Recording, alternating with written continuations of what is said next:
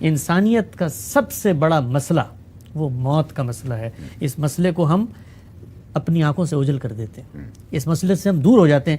جائیں کسی دن اس اسپتال میں جائیے, ICU وارڈ میں جائیے کسی قبرستان میں جا کے کھڑے ہو جائیے, تو آپ کو پتہ چلے گا ہم میں سے چلتے پھرتے لوگ, صحت مند لوگ, کیسے کیسے جس کو آپ کہتے ہیں نجیب اور دانا اور گوہر اور الطاف اور فلسفے بکھارنے والے لوگ یوں منو مٹی کے نیچے پڑے ہوئے ہوتے ہیں.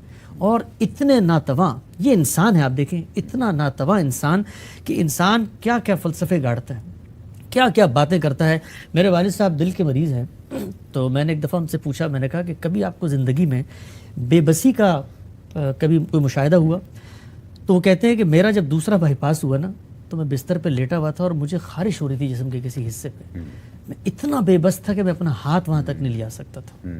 تو انسان کو زندگی میں جو بے بسی کے لمحات آتے ہیں, آپ دیکھیے کبھی ناخن کاٹتے کاٹتے یہاں سے تھوڑا سا ناخن زیادہ کٹ جائے, پورا دن سی کرتے ہوئے انسان گزارتا ہے. تو ہم اتنے کمزور, اتنے ناقص, اتنے ناتواں ہیں کہ موت ہمارے دہانے پر روز آوازیں دے رہے. ابھی کرونا وائرس آیا, آپ نے دیکھا, یعنی وہ وائرس, وہ دنیا کا علم, اومیکرون آ گیا, وہ دنیا کا جس کو آپ کہتے ہیں تکبر, وہ تباہر, وہ پرائیڈ, ہم انسان, یہ سائنس, یہ کائنات, یہ زندگی, موت کو قابو کر لیا فلاں, ایک بے جان سا جرثومہ ہے.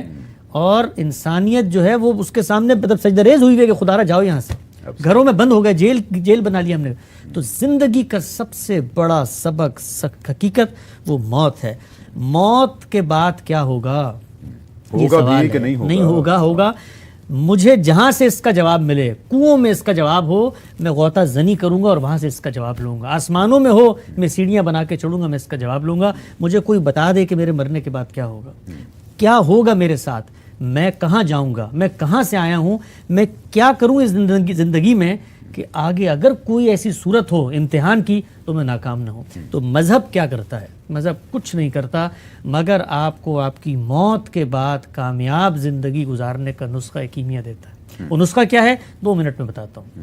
وہ نسخہ یہ ہے کہ اس زندگی میں تم امتحان کے لیے بھیجے گئے ہو. تمہارا یہاں پر جو دین تمہیں دیا گیا ہے اس کی حقیقت کیا ہے؟ اس کی حقیقت ہے عبادت. وما خلقت الجن والانس الا لیعبدون. پیدا ہی اس لیے کیا عبادت. عبادت کیسے کہتے ہیں؟ خشوع, تذلل, انابت, جھکنا. یہی وہ جذبہ ہے جس سے شکر, ذکر, تفویض اور خشیت اور تقوی اور للہیت, اس کے جذبات پیدا ہوتے ہیں. ہم خدا کے غلام ہیں اس دنیا میں. غلامی تو دنیا سے خاتمہ ہو چکی ہے, لیکن غلام ہوتا کیا تھا؟ غلام وہ ہوتا تھا کہ جس کے ہاتھ میں کچھ نہیں ہوتا تھا.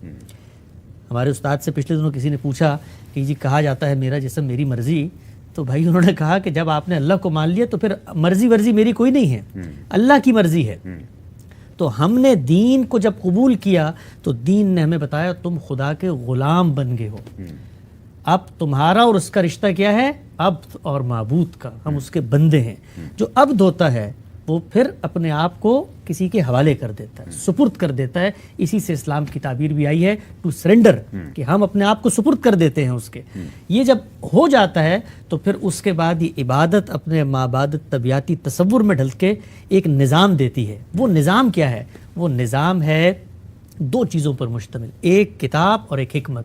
کتاب کیا ہے؟ اللہ کی شریعت. اللہ نے انسان کو پیدا کیا, اس کی فطرت میں نیکی بدی الہام کی, لیکن زندگی کے بہت سارے ایسے امور ہیں جن میں ہم فیصلہ نہیں کر سکتے. تو اللہ کی عنایت دیکھیے, رحمت دیکھیے, نعمت دیکھیے کہ پہلا انسان جس کو پیدا کیا تھا اسی کو پیغمبر بنا دیا.